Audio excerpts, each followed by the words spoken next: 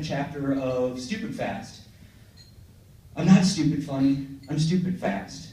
My last name is Reinstein, which is not a fast name, but last November, while I was a sophomore, my voice finally dropped and I grew all this hair on my legs and other places. And then I got stupid fast, I'm serious. Before my voice dropped in the fall, when my class was outside for gym, I played flag football and felt like trying for some reason.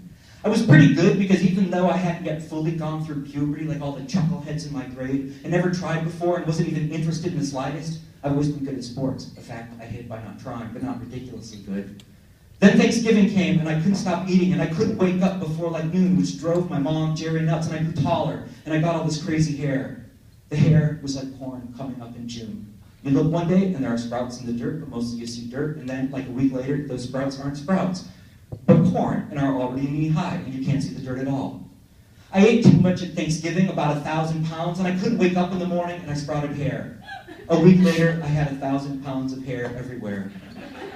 Then because my voice dropped, I got moved to baritone for the Christmas concert, which was bad news because I didn't know the parts at all. So I sang the tenor parts except an octave below, which you could totally hear.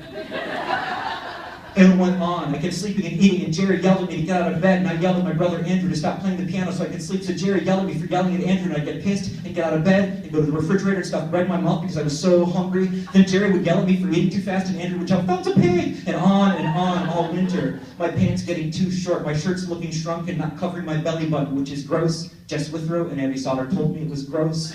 And Jerry and Andrew shouting at me and me shouting back. Jerry never yelled before November. But when I got to the end, that November was the last word I wrote there. I'm like, oh my God, I've got a whole story.